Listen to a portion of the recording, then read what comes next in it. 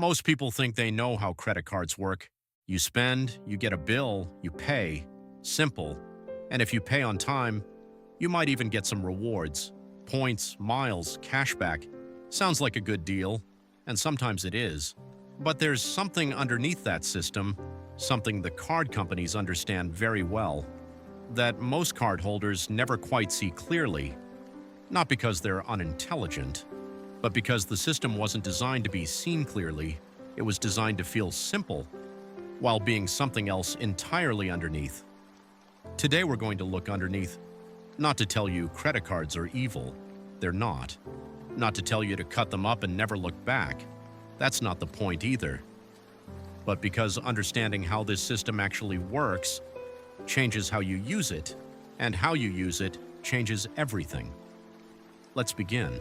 Let's start with something most people never question. The credit card company is not your friend. That sounds obvious. Of course they're not your friend, they're a business. But here's what's less obvious. They're not just a business that charges interest. They're a business that has spent decades and billions of dollars studying human psychology, specifically your psychology. The way you make decisions, the way you respond to rewards, the way you rationalize spending, the way you underestimate future costs when present pleasure is involved. Every element of the credit card experience, the design, the language, the reward structure, the billing cycle, the minimum payment option, was engineered with one goal in mind: to make you spend more than you planned and pay less than you should. Let me show you how. The first mechanism is called decoupling. When you pay with cash, you feel it. There's something psychologically significant about handing over physical money. Research consistently shows that people spend less when paying with cash than when paying with cards, not because they're more disciplined, because the pain of payment is immediate and tangible. With a card, that pain is delayed. You get the thing now, you feel the cost later, and by the time the bill arrives, the purchase is already integrated into your life, the enjoyment has already happened, and paying feels less connected to the decision that caused it. This is decoupling, and it's not accidental. The second mechanism is the rewards trap. Points, miles, cashback. These are genuinely valuable when used correctly. But here's what the research shows.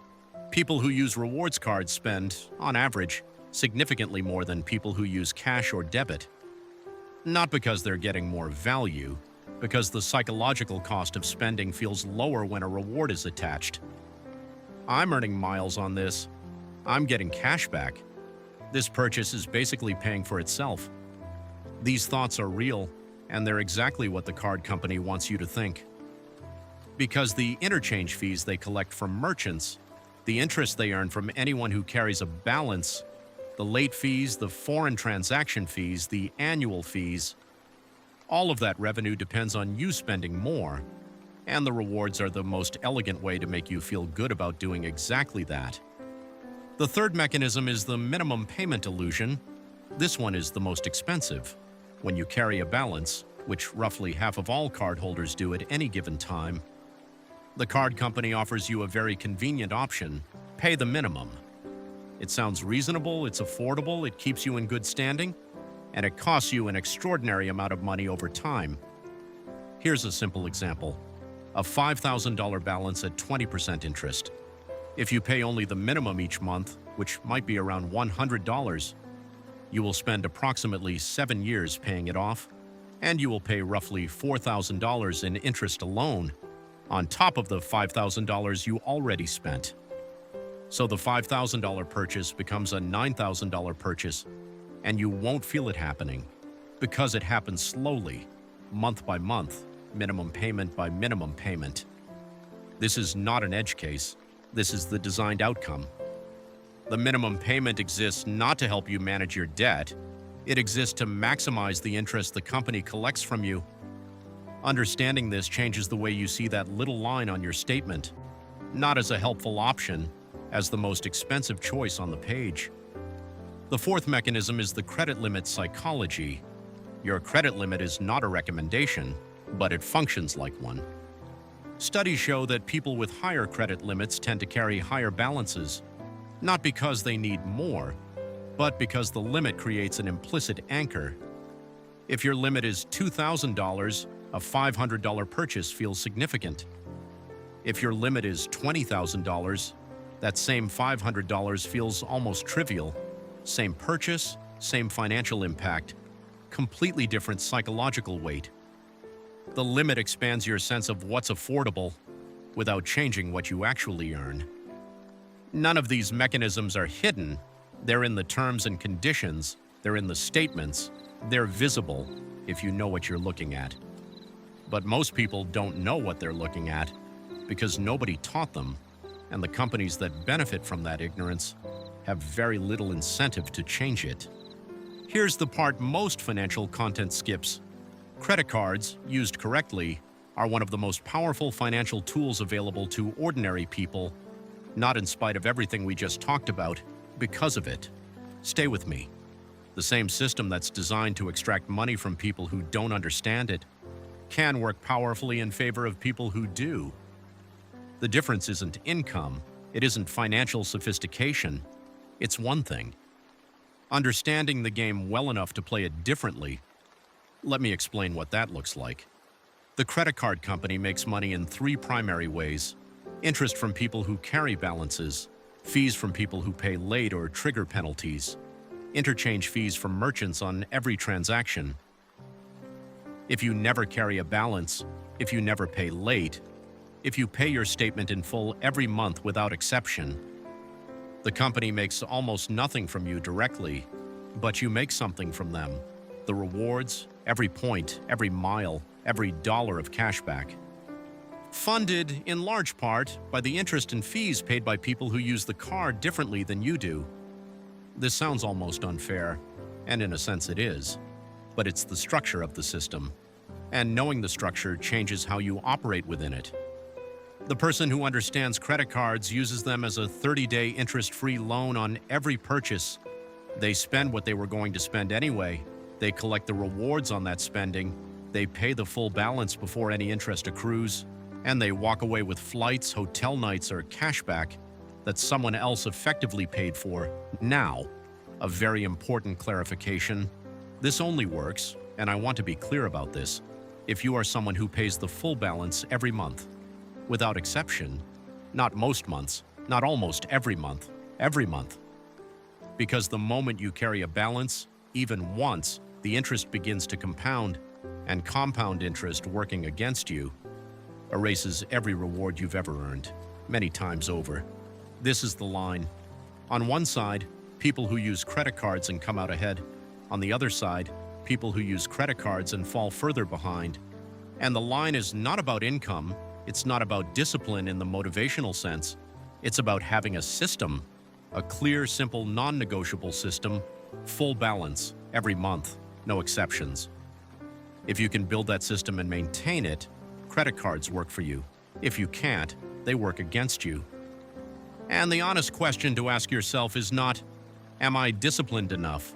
It's, do I have the cash flow and the habits to make this work reliably?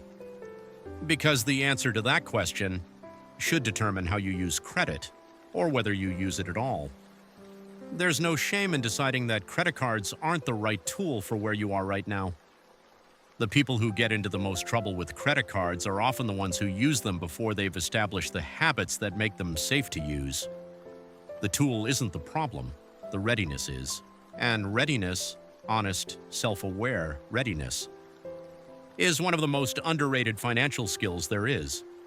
And let me tell you about something called the credit score system, because it connects to everything we've been discussing, and it's widely misunderstood in ways that cost people money. Your credit score is a number that represents, in simplified form, how reliably you've managed debt. It affects your ability to borrow money, the interest rate you're offered on loans, in some cases, your ability to rent an apartment or get certain jobs. It matters. But here's what most people don't understand about it. The credit score system was designed by lenders for lenders to help them assess risk. A high credit score doesn't mean you're good with money. It means you're good at managing debt in a way that lenders find predictable and profitable. Those are related things. but they're not the same thing. Someone can have an excellent credit score and terrible financial habits. Someone can have a lower credit score and be building genuine, lasting wealth. The score is one data point, an important one in the right context, but it should never be confused with financial health. Understanding what the score actually measures and what it doesn't helps you use it as a tool instead of treating it as a verdict. Let's make this practical, because everything we've covered, the mechanisms, the traps, the opportunities, means very little if it stays in the abstract. So let me give you a framework, not a set of rules someone else made up, a way of thinking about credit that fits your actual life. The first question to ask is simple. Am I using credit cards, or are they using me? Not rhetorically, literally. Look at your last 3 months of statements. Did you carry a balance? Did you pay any interest? Did you pay any fees? If the answer to any of those is yes, the card is using you, not because you're irresponsible, not because you lack discipline, but because the system is working exactly as designed. And knowing that, clearly, without judgment, is the starting point for something different. The second question is about the rewards. Are the rewards you're earning worth more than the behavior they're encouraging? This is subtler. Some people earn genuine value from credit card rewards. They travel frequently, they understand the point systems, they pay their balances in full, and they extract real value, flights, hotels, experiences that they wouldn't otherwise afford. For those people, rewards cards make sense, but for many people, the rewards are a justification, a story they tell themselves to feel better about spending more than they planned. I earned miles on that. I got cash back. If the rewards are changing your spending behavior, if you're buying things you wouldn't have bought otherwise, the math almost never works in your favor. The honest question is, would I have bought this if I wasn't earning rewards on it? If the answer is no, the reward isn't a benefit, it's a cost dressed up as a benefit. The third question is about the credit score. Are you making financial decisions to optimize your credit score? When those decisions don't actually serve your financial goals, this happens more than people realize. Someone keeps a credit card open they don't use because closing it might affect their score.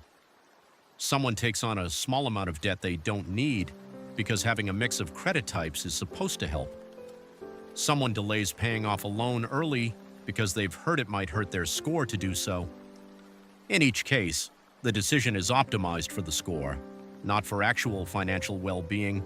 The score is a tool, not a goal. If optimizing for it serves your broader financial life, great. If it doesn't, the score should take a back seat. Now let me talk about something practical. If you currently carry credit card debt, the most important financial move you can make right now is not investing. It's not optimizing your rewards. It's not building your credit score. It's eliminating the debt. Here's why. Credit card interest rates are typically among the highest interest rates you will ever encounter in your financial life. Somewhere between 18 and 30% annually, depending on the card and your credit profile. No investment, no index fund, no stock, no real estate. Reliably returns 20 or 25% per year, which means every dollar you keep in credit card debt is costing you more than any investment is earning you. The math is unambiguous.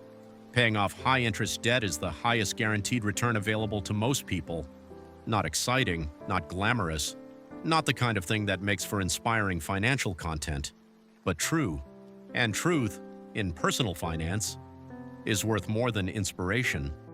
Once the debt is gone, then you build the system that makes credit work for you instead of against you.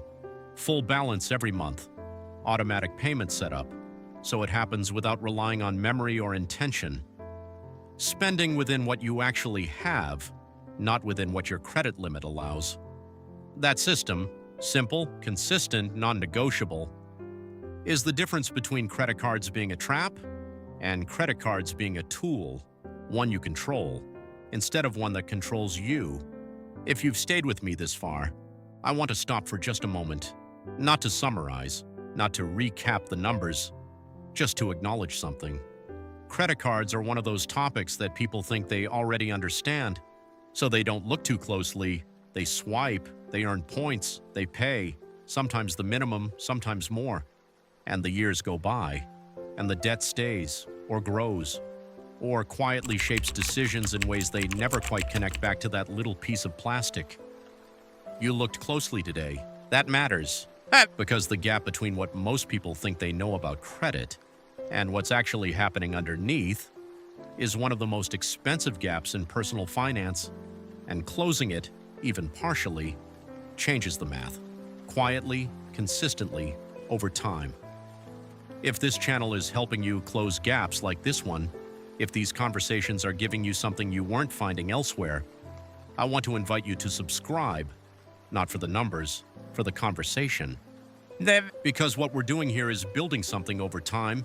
Each video stands alone, but together they form a complete picture of how money actually works, of how the systems around us are designed, of how to navigate those systems in a way that serves your life instead of someone else's bottom line. That's the bigger picture. If that's what you're looking for, you know what to do. Now, let's talk about where you go from here, because understanding credit cards is one thing, changing how you use them is another, and the distance between understanding and action is where most financial conversations end. This one won't. Here are 3 things worth doing this week. The first, pull your last 3 months of credit card statements, not to feel bad about them, to see them clearly. How much did you spend? How much did you carry as a balance? How much did you pay in interest? Just the numbers, without judgment, because you cannot change what you haven't measured. And most people are navigating their financial lives with their eyes closed. Open them. The second, calculate the real cost of any balance you are currently carrying. Take the balance, apply the interest rate, calculate what you'll pay over the next 12 months if you only make minimum payments, then calculate what you'd pay if you added an extra $100 per month. The difference between those 2 numbers is the clearest argument for prioritizing debt elimination that exists. Not someone telling you debt is bad, your own numbers showing you exactly what it costs. The third, make one decision about how you want to use credit going forward, not a resolution, a decision. I will pay my full balance every month. I will not use this card until the balance is 0. I will set up automatic full payment so this never requires willpower. One clear decision, written down, because decisions made in writing are more durable than decisions made in the abstract. And durable decisions, the kind that hold through inconvenient moments and competing priorities, are the foundation of financial change, not information, not motivation, not inspiration. Decisions made clearly, held firmly, revisited honestly when life gets in the way, that's the work. And it's simpler than most people make it. Not easy, but simple. And simple, done consistently, is enough. We started today with something simple. Most people think they know how credit cards work, and in a sense, they do. You spend, you get a bill, you pay. But underneath that simplicity, there's a system, carefully engineered, extensively tested, designed to feel intuitive while working in ways that aren't immediately visible. And now you've seen it, not all of it, not every detail, but enough. Enough to ask different questions when you look at your statement. Enough to pause before you swipe on something that feels small but isn't. Enough to see the minimum payment line for what it actually is. Enough to change the relationship. And changing the relationship with credit, even slightly, changes the math. Over months, over years, over decades, in ways that compound quietly, just like the interest you're no longer paying. I want to say something about knowledge. Knowing how something works doesn't automatically change your behavior. We've all known things we didn't act on. We've all understood problems we kept living inside. Knowledge is necessary, but it's not sufficient. What makes the difference, as we talked about in a previous conversation, is the decision, the moment you take what you now know and decide what it means for how you live, not in general, not eventually, specifically. Now, what does this conversation mean for the next time you open your wallet? for the statement that arrives next month, for the balance that's been sitting there, quietly accumulating interest, while you told yourself you'd deal with it soon? That question is yours to answer. I can give you the information, I can show you the mechanisms, I can walk you through the math, but only you can decide what to do with it.